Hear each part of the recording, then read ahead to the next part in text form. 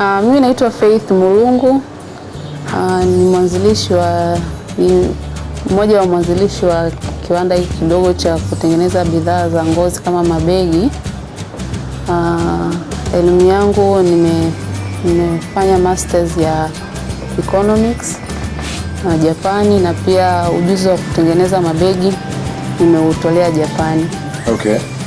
Nimepata nafasi ya kutembea Fay Fashion na nimejionea kiwanda kidogo ambacho kinafanya production ya bidhaa mbalimbali ambazo zinatengenezwa kwa ngozi, na kwa sababu tuko kwenye Tanzania viwanda sasa hivi, Mheshimiwa Rais John Pombe Magufuli amekuwa akiinsist sana kuhusiana na masuala ya kuanzishwa kwa viwanda, na hiki ni miongoni mwa viwanda vidogo ambavyo vinafanya kazi kubwa sana kwa kuzalisha bidhaa zenye ubora kama ambavyo zinaonekana hapo sasa hivi kupitia kioo cha screen yako. Hebu nifahamishe kwanza moja kwa moja Fay, Tanzania ina leather technologist wangapi ambao wanafanya kazi na wanatambulika? Kwa uhalisia kabisa tuseme kwamba hatuna leather technologist ambao wanaweza kuchakata ngozi kwa viwango ambavyo vinahitajika kabisa. Kwa specialist wale ni adimu sana Tanzania sasa hivi. Na ni kwa nini inakuwa hivyo? Nafikiri labda kwa sababu kwa Tanzania pia hatuna vyuo ambavyo vinatoa specialist kama hao. Kwa labda mtu ili aweze kuacquire knowledge hiyo labda mpaka asome nje. Kwa hiyo hatuna vyuo ambavyo vinafundisha ili mtu aweze kuspecialize kwenye area hiyo. Kwa hiyo labda ni mpaka mtu aweze kwenda kusoma nje na aje na hiyo knowledge. Na kuna information ambacho mimi nimewahi kukutana nacho kwamba Tanzania inauza ina import zaidi bidhaa za ngozi kutoka nje, lakini ni 5% tu ambapo ile ngozi huwa inakuwa ni original. Ni kwamba kukutana kama umeenda kununua either coat au kiatu cha leather, wanasema ni only 5% ndio original. Lakini Tanzania hiyo huwa ina export zaidi ngozi ghafi, ambapo wenzetu wanaitumia kwa ajili ya production ya bidhaa ambazo ndio original leather ambazo zina thamani zaidi na wanauza kwingineko. Sivyo nipata? Unafikiri kuna kitu chochote ambacho kinaweza kufanyika kusaidia kubadilisha hiyo picha jinsi ilivyokaa wakati hatuna hawa leather technologists, wataalamu wa masuala ya ngozi original ndo ghafi tunaisema kwa Kiswahili, wataalamu wa ngozi ghafi? Tunaweza kufanya chochote kubadilisha, au nini kinaweza kufanyika hapo tukabadilisha hiyo?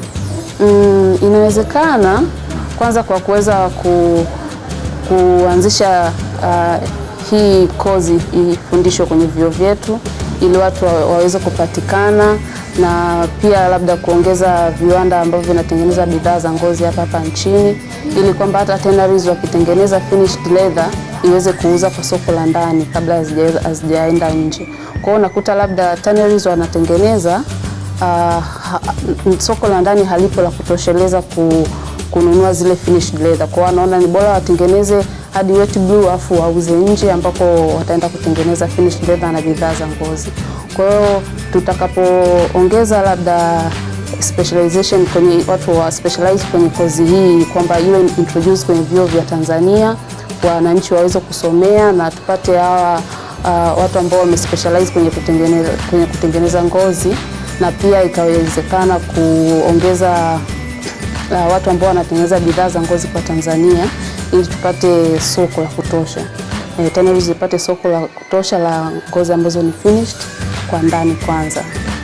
Sasa hivi namba ikoje kwa bidhaa zinazoingizwa Tanzania hasa za leather za ngozi aina, na hasa kama kama viatu? Unaona sasa hivi hata ukienda kwa soko lolote kubwa kwa Tanzania ama iwe Dar es Salaam au popote kwenye masoko makubwa, kwa mfano kwa Dar es Salaam tunasema labda Kariakoo, kila siku utakutana na kiatu kipya cha aina fulani, model mpya. Kuna maduka mengi ya wanaume siku hizi pia na viatu vingi. Hivi viatu vya leather vinavyoingia hasa kwa nchi yetu kama Tanzania, namba zikoje kwa Tanzania sasa hivi kwa mwaka? Bidhaa za namna hizo ambazo tuna import za ngozi hasa kama viatu ambavyo vinaonekana kama watu wanakwenda sana kununua, kwa mwaka namba zimekaaje? Kweli ni kwamba kwa asilimia kubwa kwanza zinazokuwa imported ni sio genuine leather. Ni ngozi ambazo ni fake au tuseme ni artificial leather, na ambazo ni ngozi halisi mara nyingi zinaingia kama mitumba ambazo zilishavalika huko nje na zikaja Tanzania. Kwa hiyo kwa asilimia kubwa zaidi zinazoingia ni artificial leather, viatu ni artificial leather, na asilimia chache zinazoingia pia kwa njia ya mitumba ndio ngozi halisi. Na unayo labda picha halisi, takwimu ya namna fulani ambayo inatuambia tuna viwanda vingapi sasa hivi kwa kwenye banki yetu Tanzania, na tunazalisha kiasi gani cha ngozi kwa mwaka? Kwa viwanda viko kama viwanda 10 Tanzania vinavyotengeneza ngozi, lakini venye uwezo wa kuoperate hadi sasa hivi ni viko viwanda 4. Kwa hiyo vingine kama vimesimama kidogo. Kwa hiyo unakuta hata production ya ile ngozi imepungua sana sasa hivi. Kwa hiyo unakuta kipindi kile wakati viko viwanda vingi kama viwanda 10, unakuta tunatengeneza ngozi hadi labda milioni 23 square feet labda, lakini kwa sasa hivi inashuka kwa sababu ni wachache wanatengeneza. Na vingi vilikuwa ambao vinafanya kazi, vingi vilikuwa ni sekta binafsi ama ni serikali? Vingine vilikuwa ni serikali na vingi ni sekta binafsi. Na vilivyokufa sasa hivi vingi ni vipi? Vilivyokufa sema vya serikali pia havioperate sasa hivi, hivyo vinne vilivyobaki zote ni private. Okay. So tunajipigia makofi, sekta binafsi tunajitahidi. Sawa, na ni zipi changamoto ambazo zinafanya sekta hii ya ngozi kusuasua? Nimeona kama tumekuwa na mijadala mingi kuhusu mambo ya kuchakata ngozi, bidhaa za ngozi, kuanzisha viwanda vidogo vidogo kama Fay Fashion. Tulikuwa na hizo debate sana ili kusaidia biashara hii kuwa inakwenda soft. Lakini bado vitu havikai kama ambavyo tunataraji au tunataka. Kwa nini bado katika ile eneo tunasuasua? Changamoto kubwa huwa ni kitu gani hasa katika hii sekta ya ngozi? Sema kwenye kupata ngozi halisi na yenye quality nzuri kwa tanneries wana face challenges, labda unakuta ubora wa ngozi zinazotoka kwa wafugaji labda hawapati ngozi bora, na pia tunavyosema kwamba hatuna specialist ambao wana ile knowledge nzuri ya kuweza kufanya hiyo process ya ngozi itoke vizuri, na vitu vingine labda kama technology ya machineries wanazotumia na nini. Kwa unakuta vitu kama hivyo vinachangia sana, ukizingatia kwamba ngozi ili ifike kwenye bidhaa ya ngozi inatokea mbali sana kuanzia kwa mfugaji. Kwa hiyo challenges ni nyingi kwa tanneries wanazoziface kuweza kupata ngozi ambayo ina ubora. Ukiangalia kuanzia kwenye ufugaji na pia uwezo wa wananchi au uwezo wa hivi viwanda vidogo vidogo kununua ngozi na kutengeneza bidhaa ya ngozi. Kwa unakuta labda kama tulivyosema mwanzo kwamba Tanzania ina import bidhaa nyingi ambazo sio ngozi halisi, na wananchi wameshazoea kwamba wananunua hivyo na bei yake ni ya chini. Kwa hiyo sasa hivi bidhaa za ngozi kawaida sehemu yoyote huwa bei yake ni ya juu sana. Kwa hiyo wananchi wameshazoea kwamba kiatu bei yake huwa ni hii, begi bei yake huwa ni hii. Kwa hiyo leo ukija kutengeneza begi la ngozi au kiatu cha ngozi kinakuwa ni ghali sana. Kwa hiyo mwananchi anashindwa kuelewa kwa nini ile ghali hiyo. So unaongelea bidhaa ya ngozi feki na ambayo unasema ndio sio halisi. Ngozi feki unaitambuaje ngozi feki? Na kuitambua ngozi feki labda mpaka mtu unaijua ngozi halisi ikoje. Ile kusema huwezi kutofautisha. Huwezi kuitofautisha. Ukiangalia kwa macho huwezi kuitofautisha. Kwa hiyo labda mpaka mtu unaijua ngozi halisi ikoje. Okay. Na nimeona kuna mambo mengi ambayo sasa hivi yanaendelea, na hasa takwimu ambazo zinazungumzwa kuhusiana na aina ya mifugo, kwamba Tanzania nayo ni kama nchi ya pili kwa Afrika kuwa na aina mifugo mingi. Namba zikoje pia kwa kondoo, mbuzi na ng'ombe kwa ujumla tulionao sasa hivi Tanzania? Nafikiri kwenye kondoo kama milioni 6-7 inacheza hapo. Labda kwenye ng'ombe ndo wengi zaidi, labda hadi milioni 23 hivi. Kwa hiyo kwa idadi tu ya wanyama tulionao ni wengi sana. Kuna wakati nimesikia pia ukizungumzia unfinished leather,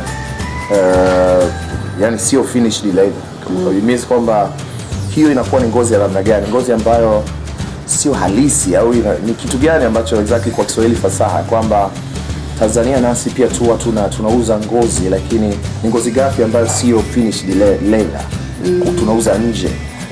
Hiyo ngozi inakuwaje kwamba mpaka unasema hii sio finished leather? Inakuwa namna gani? Ikoje ni mpaka una okay. Ni kwenye process ile ya kutengeneza ngozi tena hizo wanazofanya, labda inapotoka kwenye mnyama inakuwa na stage ya kwanza kwa kuondoa uchafu na nyama zilizokuwa zimeshika na nini, na kuiwekea labda chemicals na kuipeleka kwenye stage ya pili. Kwa hiyo kuna stages ambayo labda stage ya kwanza, ya pili, ya tatu mpaka kufikia kwenye stage ya mwisho. Kwa hiyo unakuta kuna kutoka stage ya kwanza inakuja ya pili. Kwa hiyo hiyo inaitwa wet blue ambayo hauwezi ukaitengenezea bidhaa ya ngozi. Haijaisha, haijafanywa chochote. Kwa hiyo tena hizi wanatengeneza hadi stage hiyo ya wet blue ambayo huwezi ukatengenezea bidhaa ya ngozi na wanaiuza nje ya nchi. Kwa ni asilimia ngapi ya ngozi ghafi ambayo inauzwa nje na Tanzania kwa sasa hivi ambayo sio finished leather? Ambayo sio ni kama 90% hivi. So ina maana kiasi kikubwa cha leather inauzwa nje kwetu sisi ni ya nje. I mean ni sio finished leather. Okay, kulingana na teknolojia by the way tulishajua kwamba hatuna technologists wa leather before. So masoko ya hizi bidhaa huko nje yako wapi? Kwa sababu nyinyi mnauza, hata nimeona unatengeneza bags kama ambavyo unaona hapa, kuna bags quality nzuri kabisa kama hizo zinavyoonekana hapa nyuma yetu. Zinatengenezwa hapa Fair Fashion, lakini hizi bidhaa nyinyi kama tunasema mnapeleka nje, mnawauzia kina nani nje? Okay, kwa sisi sasa hivi labda market yetu kwenye bags tumeweza kuuza kwa US na Japan, kwa nchi za Asia. Na unaona biashara ya kuuza nje na ndani ni wapi ambapo wewe unaona unanufaika zaidi, au ni nani ambaye ukinegotiate naye bei upati tabu zaidi? Tanzania anakuelewa kama ambavyo unafanya biashara na yule wa nje, au kunakuwa na kusuasua sana ukifanya ndani lakini nje huwa kunakuwa na mteremko zaidi? Hali iko vipi kwa biashara ya soko la nje? Tuseme kwa nje ni rahisi zaidi kwa sababu wenzetu tayari wanajua ngozi halisi thamani yake ikoje tofauti na Tanzania, lakini kwa Tanzania kidogo kuna kama mabadiliko. Kwa hata sisi tulivyoanza tunaona watu wanavyo cope kwamba kama kuna uelewa fulani, watu wameshaanza kufunguka kwamba kumbe ngozi thamani yake iko hivi na bei yake iko hivi. Kwa Tanzania kidogo watu wanaanza kupata ule mwamko, lakini useme kwa urahisi kabisa kwa mtu ambaye anaweza kukuelewa lugha moja, mkaongea lugha moja vizuri kabisa, ni soko la nje wanaelewa zaidi. Kwa hivyo nyinyi viwanda vidogo huwa mnakitumiaje hiki chama cha ngozi Tanzania katika kuleta mabadiliko hasa katika sekta ya viwanda na hasa katika hizi bidhaa zinazoundwa kwa kutumia ngozi? Kwa sisi tunavyofanya ni kukusanya zile challenges ambazo tunazipata kama viwanda vidogo vidogo na kuweza kuifikishia serikali kwamba sisi huko tunapata challenges hii, tunaomba msaada. Kwa hiyo sana sana chama hiki kinakuwa connected na serikali kuweza kufikisha zile changamoto zetu. Ulikuwa unaongelea before kuhusu ngozi feki, ukaelezea inakuwaje na huwa ina athari zozote kwenye biashara yenu? Ina athari sana kwa sababu kama hivyo nilivyokuambia kwamba mteja anaona kwamba bidhaa hii labda ngozi sio halisi lakini bei ni chini, na ya kwako ni ngozi halisi lakini ni ghali sana. Anashangaa kwa nini, lakini muonekano uko sawa. Yeye anajua hii ni ngozi na hii ni ngozi, lakini wewe ndo unajua kwamba hii sio ngozi halisi. Kwa mteja anashindwa kuelewa kwa nini uuze ghali sana kati kuna begi jingine linafanana na kwako kabisa kila kitu afu bei yake ni ya chini sana. Kwa hiyo mteja anaamua kuchagua kununua ile ya bei rahisi na kuacha ya bei ghali. Tuongelee ngozi tena kwa mara nyingine. Tuko kwenye ngozi tu hapa. Ngozi ya ng'ombe inatakiwa kuwa na specifications zipi au ubora wa aina gani ile kukidhi ile soko, sifa ya kutumika kama malighafi? Yaani unapochukua ngozi ile, wewe unapoitazama leo unatakiwa kuwa na sifa gani ile ngozi kukidhi ubora, kukidhi sifa ya kwamba hii sasa inafaa kuwa malighafi? Okay. Tuseme kwamba ubora wake kwanza ni ukubwa.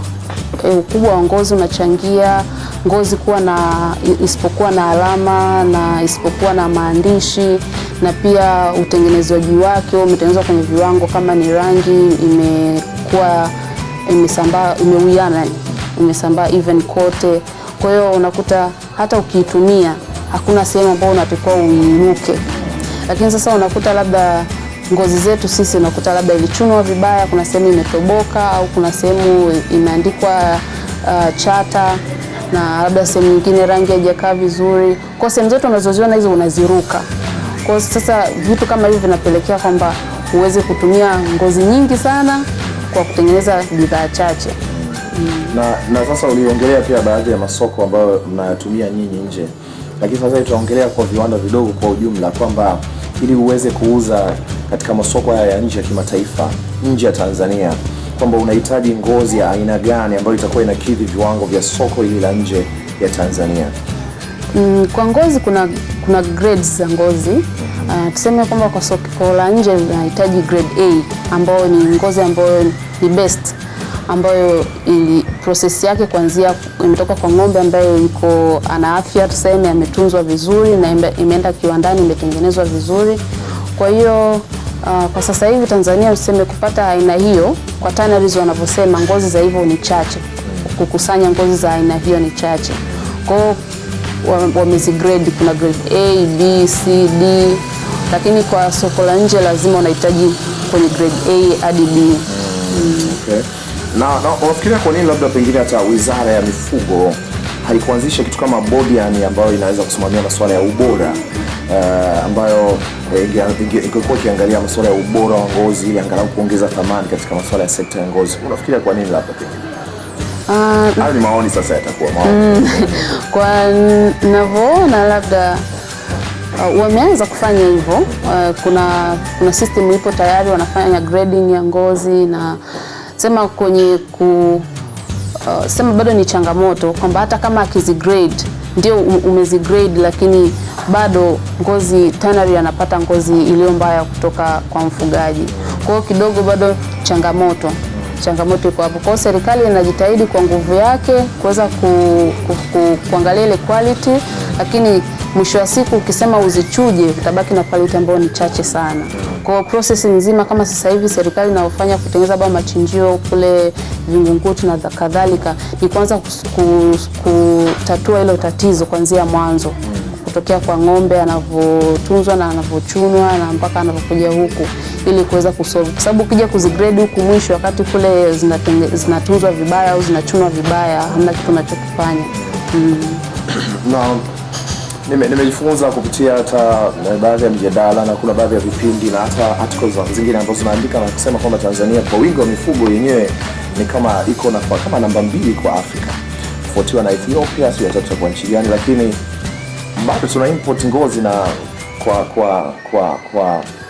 kwa kile ambacho kipo dhahiri katika jamii ni kwamba hata hiyo inayokuwa imported sio original. Tatizo liko wapi? Kama nilivyokuambia kwamba tulikuwa na viwanda 10, sasa hivi viko 4, na unakuta 90% katika hivyo 4, 90% ni vile ambavyo havijafika finished leather ambavyo wanauza nje. Kwa hiyo tunabakia na 10%. Kwa hiyo ile 10% ndio sisi watengenezaji bidhaa za ngozi tunabidi tugawane. Kwa hiyo unakuta labda haitoshi. Mtu ana order fulani ya kutengeneza viatu pia nyingi sana, haitoshi. Kwa hiyo inabidi achukue kile kilichopo aongezee na nyingine kutoka nje. Na sokoni sasa hivi ya ngozi iko vipi? Nyinyi mnakwenda mnanunua, mnatengeneza mabega na nini? Sokoni kule vipi mnapokwenda kununua, bei ikoje sasa hivi? Tuseme bei ya ngozi ipo juu, ndio bei ya ngozi ipo juu, lakini kusema kulinganisha na demand na uwezo wa Tanzania kuweza kulipa ni iko juu kwa Tanzania, lakini ukisema kwa soko la nje uweze kupata ngozi bora, nafikiri bei yake iko sawa. Ili kuwa wa kwanza kupata taarifa kupitia Biashara TV, bonyeza kitufe cha subscribe na kisha bonyeza alama ya kengele.